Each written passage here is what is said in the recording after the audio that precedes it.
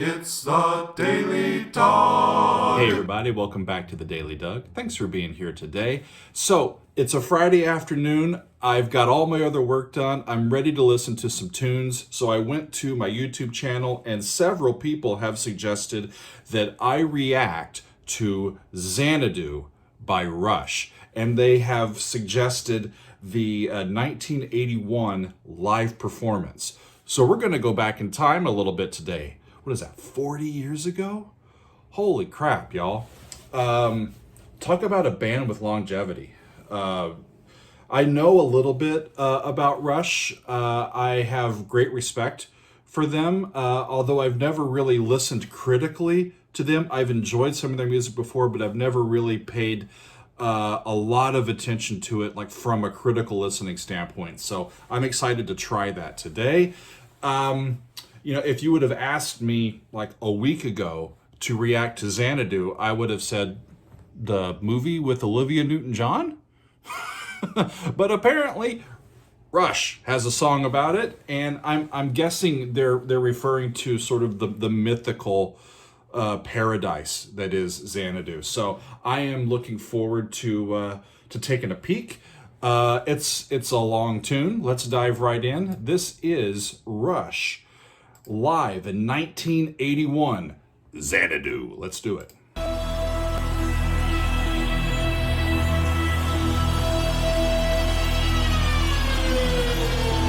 of sounds like the 80s, doesn't it? Neat sound. Wood block. That's just a pedal E, right, in the bass.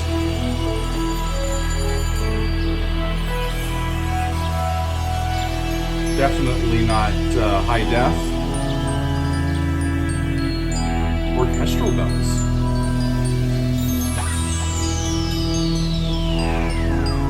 Is the drummer playing orchestral bells? That's really cool.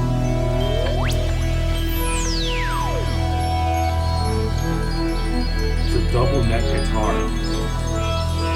I wouldn't even know how to hold a one-necked guitar, much less a double-necked guitar. Oh, and he's got a double-neck bass. Check that out. And a big keyboard.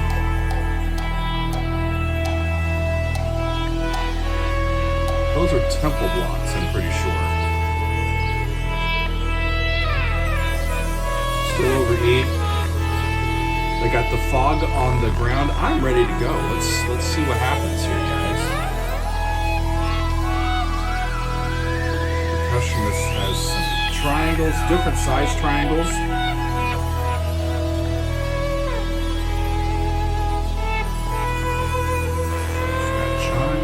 He's got like a whole battery of a percussion section back there. One guy. That's impressive.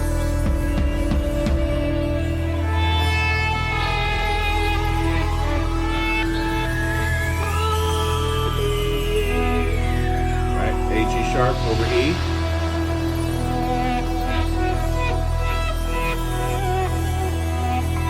Yeah, tubular bells. That's straight from the percussion section of an orchestra.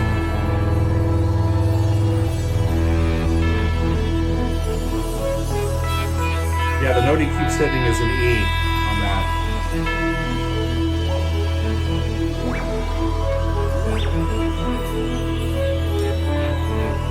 How long does this intro go? 2.5 minutes in. If they are doing this song about sort of the mythical Xanadu, like everlasting, that's cool. Then this long sustained pedal intro can be a metaphor for eternity or something that lasts a long time.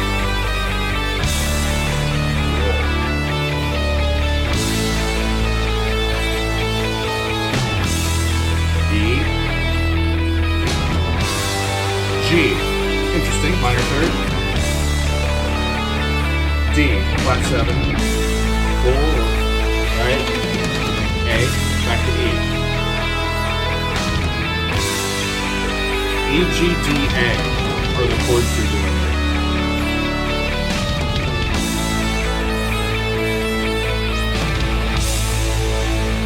look so young.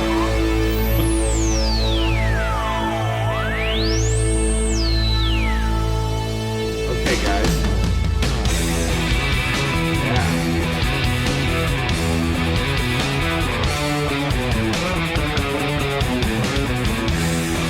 7/8 meter.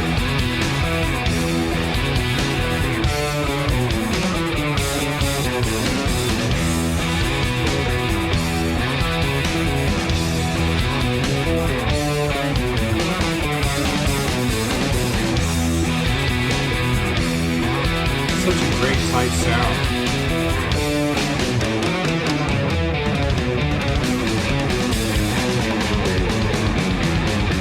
Slow it down.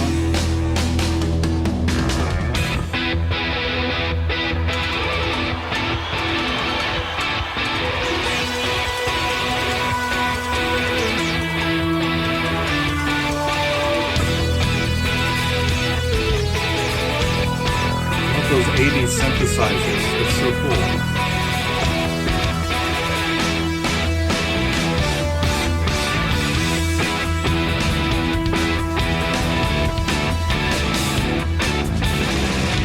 Still 7/8.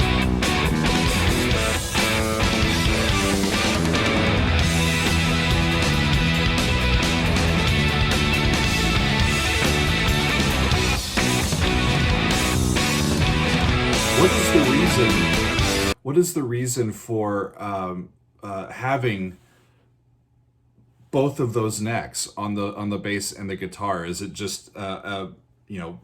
I'm assuming it's simply just to have more sounds available to you. But that's a big honking instrument.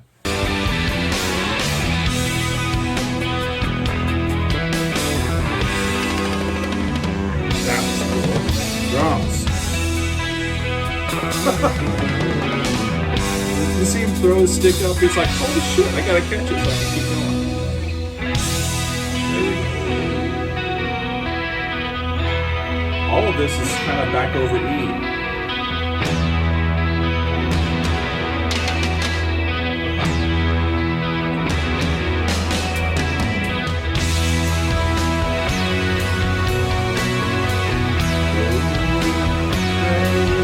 Going to like a E chord and a sharp chord.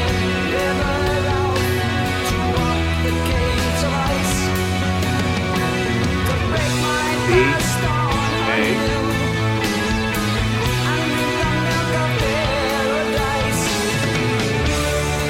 5/7, B.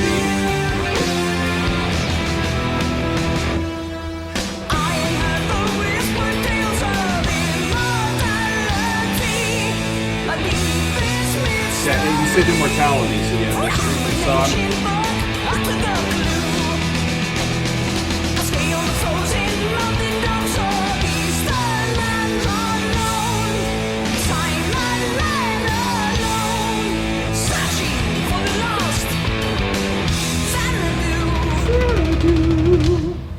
Xanadu. By the way, one of the reasons why, I said this in a different video about a different band. Like, that band sounds the way they do because their musicians are kind of singular musicians. I think Rush is the same way. Nobody sounds like Rush because nobody else can sing like that guy. Holy crap. I mean, and the drummer, and I don't know all of their names. There are only 3 of them. Apologies. But it's quite astounding to just to hear him pop those high notes out with just not even thinking about it, and they're right on pitch. I gotta back that up.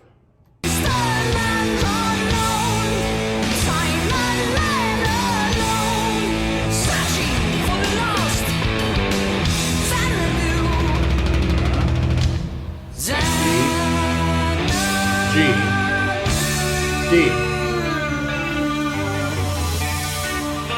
So I can't figure out if they're in E or if they're in D now. I think they're in G.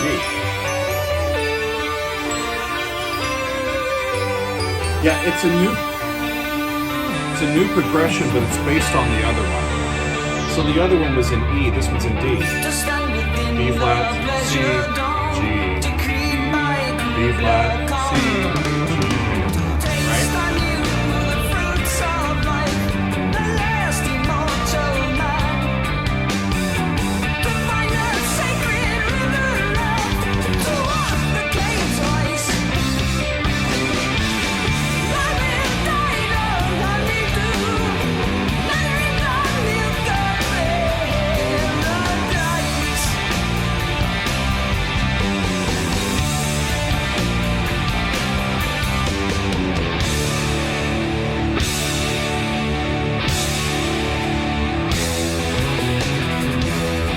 Back to E.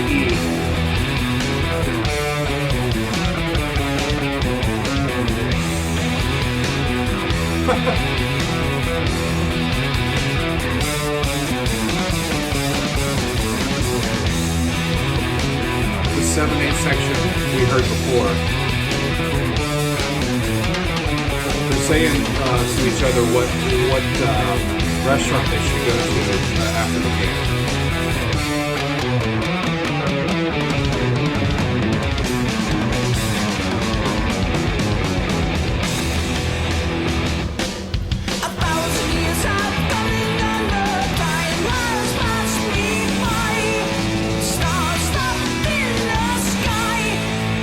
It's interesting. He's playing bass and singing, and he's playing the exact same bass notes that he's singing, like 2 octaves higher. It's a really interesting way to sort of reinforce that melody over the top, and then the guitar is kind of right in the middle. Interesting.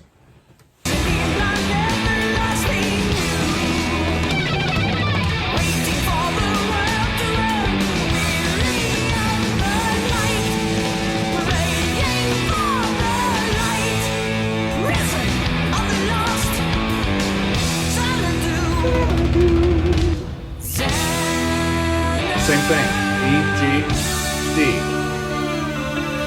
So I think that's how they move keys, just on that word.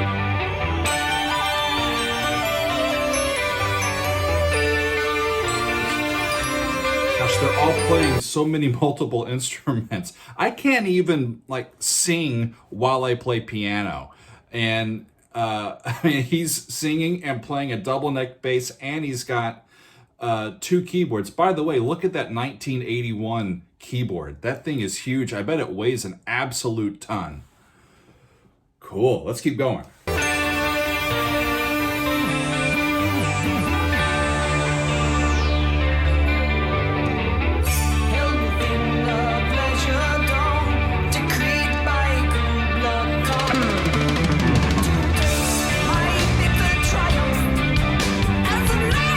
Back to that D progression.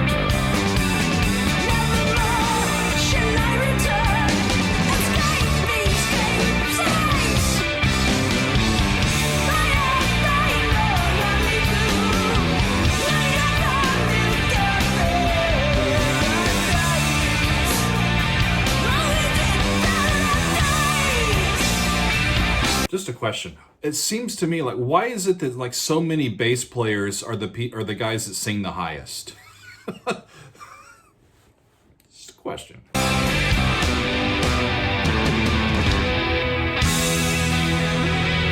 Yeah, back up to E.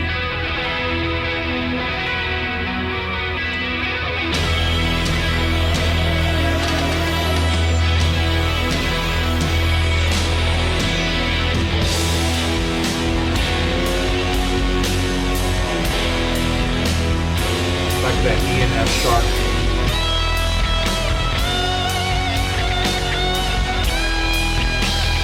It's helped by a fat synthesizer in the bass.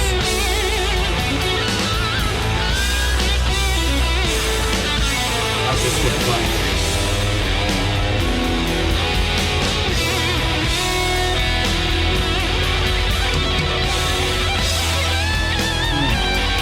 Such a tasteful solo. It's not over the top virtuosic just for the sake of being virtuosic. It's just right in the pocket. Fits with the song. Really great playing.